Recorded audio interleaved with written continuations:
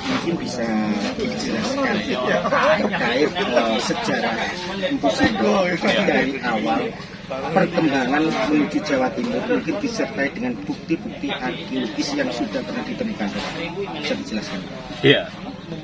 Baik, ini saya mendongeng ya. Iya. Mendongeng berdasarkan data epigrafi yang sudah dihimpun selama ini.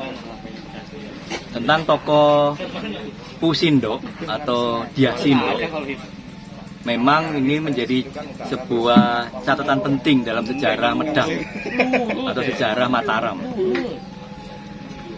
Berdasarkan data prasasti atau data epigrafi, nama Empu Sindok itu sudah dikenal sejak seorang raja bernama Rake Layang Dyah Tulodhong berkuasa di Medang. Salah satu prasasti beliau itu prasasti Lintakan yang dikeluarkan ketika Tulodhong masih berkuasa di Medang dan berpusat di Jawa Tengah. Tapi nama Sindok sudah disebut di situ sebagai salah satu pejabat tingginya. Yang menarik perhatian adalah pada saat Tulodhong digulingkan, kemudian digantikan oleh raja berikutnya yang bernama Rake Sumba Dyah Wawa, kembali nama Sindok itu muncul lagi.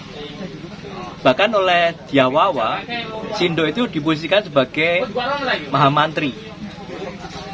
Dan ini menimbulkan sebuah gambaran apakah mungkin pada waktu dalam tanda petik kudeta yang dilakukan oleh Wawa terhadap Tulodhong itu dengan bantuan seorang tokoh bernama Sindok itu. Karena belakangan kita tahu bahwa pada saat Tulodhong berkuasa, Sindok sudah ada di situ sebagai pejabat tinggi. Kemudian Tulodhong bukan digantikan oleh anaknya, tapi muncul orang baru namanya Rake Sumba Dyah Wawa. Pada saat Wawa berkuasa, Sindok muncul lagi sebagai Mahamantri yang ada di situ.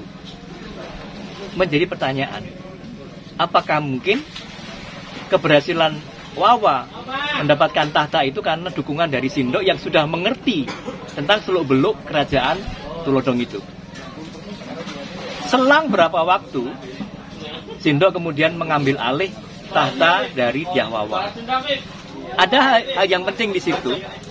Pertama adalah Sindok diketahui mempunyai 2 istri. Salah satu istrinya adalah putri mahkota atau putri dari Dyah Wawa. Yang jadi pertanyaan kami dalam konteks sejarah kuno ini, proses suksesi dari Dyah Wawa menuju Sindok ini apakah karena Wawa meninggal secara wajar atau ada kudeta dari Sindok? Ini menjadi pertanyaan dan kita belum bisa jawab.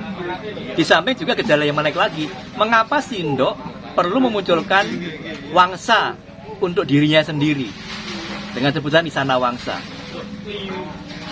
Walaupun sebenarnya kata Isana itu sudah dimuat pada prasasti sebelum Sindok berkuasa, namun bukan Isana Wangsa, tapi masih menggunakan kata Isana. Sedangkan Isyana sendiri dalam kosakata Sanskerta itu artinya sama juga dengan Rajasa, sama juga dengan Saila Indra. Nah, jadi di sini secara kebahasaan pergantian nama-nama raja-raja Mataram atau Medang itu sebenarnya bukan hal yang benar-benar baru, karena semua mengacu pada satu pengertian, yaitu Raja Gunung. Hanya penyebutannya memang berbeda karena semuanya ternyata artinya sama. Nah, Sindok sendiri pada waktu mulai berkuasa tahun 851 dan 852, dalam kurun waktu yang kurang dari 2 tahun, dia menerbitkan banyak prasasti dan tersebar bentangannya itu mulai dari yang paling jauh itu di daerah Jombang, kemudian sampai ke Malang Selatan. Di sana ada Prasiturian. Bahkan pada Prasiturian itu, bagian paling bawah sendiri menyebutkan ada frase yang berbunyi maka tewe Sri Maharaja maka datuan Itamlang. Jadi pada waktu tahun 852 Saka itu, atau kalau konversi Masehinya ya 929 Masehi, Sindok berkerajaan di Tambelang. Ini menarik perhatian. Mengapa dia harus mengatakan pada prasasti-nya bahwa pada tahun itu dia bertahta atau berkeraton di Tambelang? Ini menjadi satu hal yang menarik untuk dikaji. Apakah dia sedang dalam rangka memproklamirkan diri bahwa dia mempunyai keraton yang berbeda dengan pendahulunya, atau dia ingin menyampaikan bahwa dia baru saja melakukan proses pemindahan dari ibu kota yang sebelumnya ke ibu kota yang baru. Perihal Tambelang, sampai sekarang para ahli pun masih belum sepakat di mana Tambelang itu sebenarnya, kecuali ada beberapa hipotesa, misalnya mengatakan bahwa bunyi dari Tambelang atau Tambelang itu kalau kita hubungkan dengan toponim modern, antara lain bisa temukan satu ada di Jombang, itu masih ada toponim Tembelang, nama desa sekaligus nama kecamatan. Kemudian di Blitar juga ada nama dusun, nama Tembelang. Nah, ini PR kita.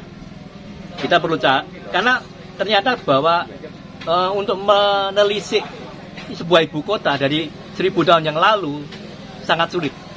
Tidak ada indikasi yang benar-benar kuat untuk klaim ya bahwa tempat ini adalah bekas ibu kota. Bahkan Profesor Kaspari sendiri yang selama puluhan tahun mengkaji mengenai Sindok sampai pada kesimpulan bahwa ibu kota Sindok pada abad 10 itu bentuknya seperti barak militer. Jadi bisa bongkar pasang. Ketika kondisi sosial politik tidak memungkinkan, maka dia akan pindah dengan mudah. Tidak perlu harus menghancurkan infrastruktur yang mereka buat. Jadi inilah yang menjadi perhatian saya, mengapa sampai hari ini kita menjadi begitu sulit untuk mengetahui situs bekas istana dari abad 10. Nah, ini perihal tentang Sindok itu sendiri, dari mana kita tahu bahwa dia adalah orang yang pernah menjadi pejabat tinggi pada masa raja sebelumnya, tapi kita tidak pernah tahu leluhurnya. Kita tidak pernah tahu siapa bapaknya, siapa kakeknya. Tapi yang jelas pada masa Raja Tulodong dan Raja Wawa, dia sudah muncul, dikenal sebagai pejabat tinggi.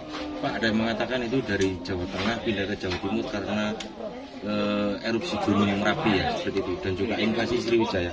Itu gimana sih Pak sebenarnya? Menurut pandangan saya, kedua pendapat itu tidak kuat. Tidak kuat. Mengapa?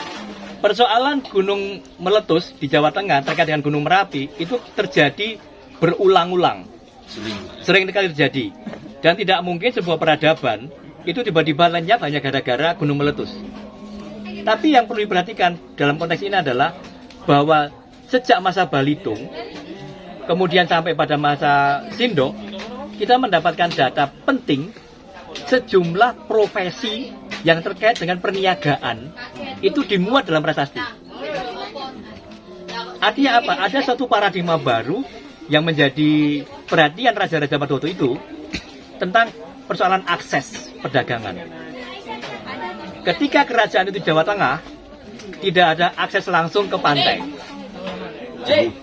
Tidak ada sungai yang bermuara ke Laut Jawa yang bisa untuk pelayaran. Tapi ke arah timur ada dua sungai besar, yaitu Sungai Bengawan Solo dan Sungai Berantas. Dan leluhur kita melihat potensi itu. Sejak masa Balitung sudah terlihat kedua sungai ini berpotensi besar untuk mengembangkan ekonomi dan stabilitas kerajaan pada waktu itu. Sehingga mau tidak mau pilihan gerak ke timur dengan mendayagunakan sumber daya akuatik Sungai Berantas dan Sungai Bengawan Solo menjadi prioritas. Kalau karena faktor diserang Sriwijaya itu, apalagi untuk serangan Sriwijaya tidak ada bukti sama sekali. Tidak ada. Sama sekali nggak ada. Berarti bisa dikatakan alasan utama untuk memindahkan atau berpindahnya makam ke Jawa Timur ekonomi berarti Pak, kalau gitu. Lebih kuat ke situ. Pak, kalau di sini kan sebenarnya kan tidak kosong Pak sebelumnya. Pasti ada penguasa-penguasa lain yang ada di daerah sini. Dengan sebegitu mudah Sindok masuk ke sini itu gimana Pak? Saya sudah mengawali dari pendahulu Sindok, yaitu Balitung. Pada waktu Balitung berkuasa di Medang tahun 829 Saka, bahkan dia sudah mengawalinya satu buah prasastinya, walaupun ini Tinulat, tapi sudah ditempatkan di Tulungagung Selatan, di lereng selatan Gunung Wilis, di Gunung Penanggungan, di Candi Penampihan. Itu ada sebuah prasasti Tinulat dari Balitung yang berangkat tahun 820 Saka. Pada waktu itu Balitung diduga kuat masih berkuasa di Jawa Tengah, tapi dia sudah mempunyai kekuasaan sampai ke Jawa Timur. Apa artinya? Memang pada masa Balitung, wilayah kekuasaan Balitung sendiri tidak hanya di Jawa Tengah, sampai ke Jawa Timur. Sedangkan posisi Jombang, Mojokerto itu kan ada di tengah-tengahnya itu. Jadi menjadi semakin masuk akal bahwa wilayah ini bukan wilayah yang kosong.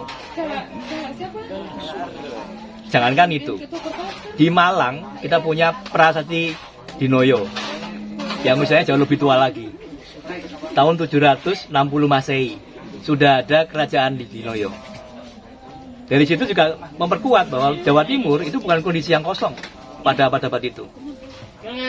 Di samping itu ada beberapa prasasti yang tidak dikeluarkan oleh raja, tapi menunjukkan bahwa sudah ada masyarakat yang mapan di wilayah Jawa Timur. Termasuk ada misalnya prasasti Harinjing. Nah, itu yang mengeluarkan bukan raja, tapi seorang pendeta, namanya Bagawan Tabari. Oke, siap. Pak, terima kasih Bapak. Itu sindoknya lengkap Pak.